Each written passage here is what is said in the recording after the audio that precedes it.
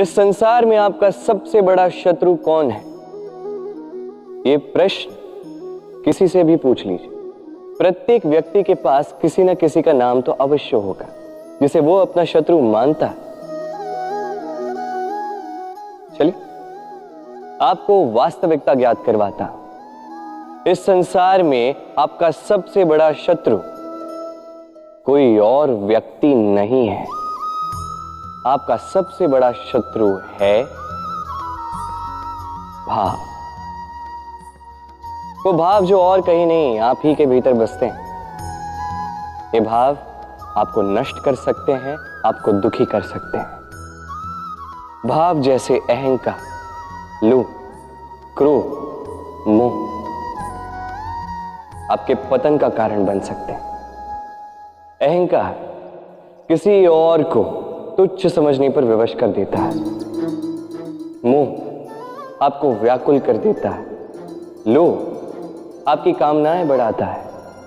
और क्रोध जिसकी अग्नि सर्वप्रथम आप ही को जलाती है।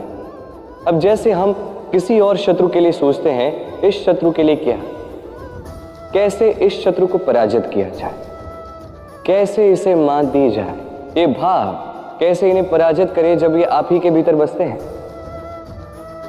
क्या है कोई अस्त्र? अवश्य है।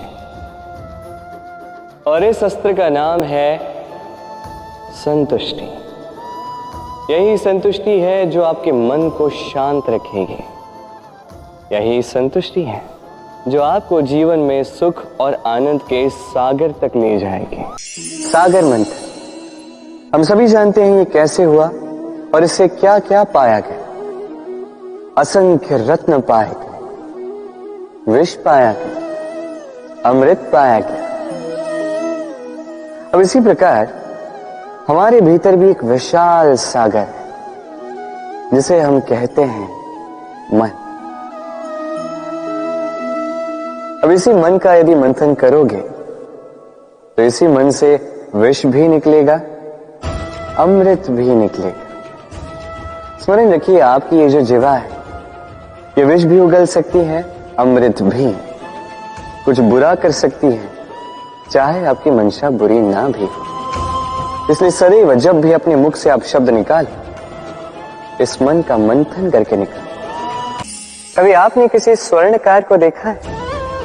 स्वर्ण उसका होता है, आभूषण बनाने की कला उसकी होती है, फिर भी वो बार बार स्वर्ण को गर्म करता है, हथौड़ी लेकर बार बार उस पर प्रहार करता है। इसलिए ताकि वो उस स्वर्ण को कुंदन बना सके, हर एक चोट के साथ उसमें छिपी खोट को निकाल सके। एक विवेकवान व्यक्ति को भी यही करना चाहिए। इससे पहले कि ये संसार चोट से आपको भंग कर दे, आप स्वयं में छिपी खोट को समझकर उसे निकालना सीखें। अब चलते समय भी जब भी आप पर कीचड़ उछाला जाता है आपके पादुकाओं द्वारा, आपका ध्यान वहां नहीं होता, आपका ध्यान होता है आगे, क्योंकि यही आपका लक्ष्य है, यही आपका मार्ग है और यही आपको करना चाहिए।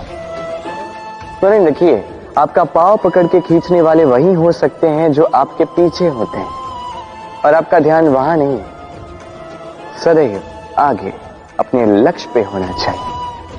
सदैव अपने लक्ष्य पे ध्यान केंद्रित कीजिए। यदि आप भी जीवन में अपने बल से, अपने निरंतर प्रयासों से कुछ बड़ा करना चाहते हैं तो सर्वप्रथम इस मन को शांत कीजिए, इसे शीतल बनाए रखिए। जो भी जीवन में मिला उसमें संतोष पाना सीखिए। सदैव अपने मन से दूसरों के वचनों को समझने का प्रयास कीजिए। आपको ज्ञात होगा उनके कर्म का कारण क्या है, आपको ज्ञात होगा उनके गुस्से का मर्म क्या है, कि क्यों उन्हीं वृक्षों पर पत्थर फेंके जाते हैं जिन पर फल लगते हैं। कोई साधारण या फलहीन वृक्ष हो तो उस पर इतने पत्थर नहीं फेंके जाते। कारण सरल है, हमें खाने होते हैं फल। अब उन्हें प्राप्त करने के लिए हम पत्थरों को फेंक कर उन्हें प्राप्त करने का प्रयास करते हैं। अब दूसरी ओर वृक्ष जो है वो इन पत्थरों के रूप में विरोध को सहता रहता है, फिर भी वही बना रहता है जो सदैव से था, वही फल हमें देता रहता है जो शरीर से देता आया है, और इसीलिए वो हमारे लिए मूल्यवान होता है। स्मरण रखिएगा, ऐसे ही जीवन में आपके कई लोग आएंगे या कदाचित अभी होंगे भी जो आपका विरोध करते हैं, जो आपके जीवन में संकट लाते हैं, आप पर आरोप लगाते हैं, किंतु आपका ध्यान वहां पर नहीं होना चाहिए। क्योंकि एक महत्वपूर्ण बात है जो आपको स्मरण रखनी है। उन्हीं वृक्षों पर पत्थर फेंके जाते हैं जिन पर फल लगते हैं, जो मूल्यवान होते हैं। टूटी हुई कलम से आप कभी पत्र नहीं लिख सकते। उसी प्रकार यदि आपके मन में औरों के लिए जलन हो तो आप अपना स्वयं का भाग्य भी नहीं लिख सकते। काम का आलस आपको कभी धनी बनने नहीं देगा, और धन का लालच वो आपको कभी महान नहीं बनने देगा। छोटी सी बात है किंतु अत्यंत महत्वपूर्ण है। सोच विचार कीजिए और प्रयास कीजिए वो समझने का जो आप समझना चाहते हैं।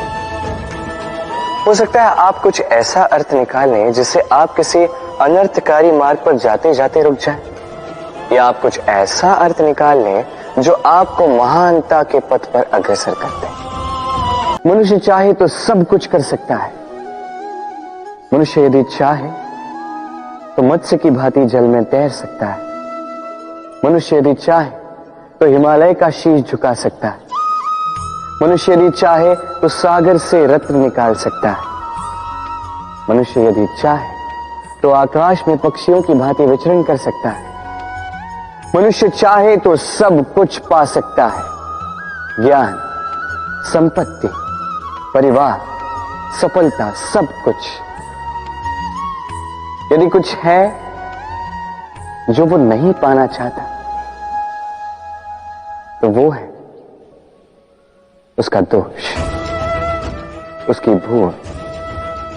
मनुष्य इन्हें कभी नहीं पाना चाहता, किंतु जिस दिन मनुष्य अपने दोष को प्राप्त कर ले, अपनी भूल प्राप्त कर ले, उसे स्वीकार कर ले और उसे सुधारने की ओर अग्रसर हो जाए, उसमें सफल हो जाए, उस दिन वो सही अर्थ में मनुष्य कहलाएगा। उस दिन वो मुक्त होगा। भूलें सभी से होती हैं, दोष सभी में होते हैं। उसे स्वीकारें, उसे सुधारने का प्रयास करें, जीवन में और आगे बढ़ें, और मेरे साथ प्रेम से कहें, राधे राधे।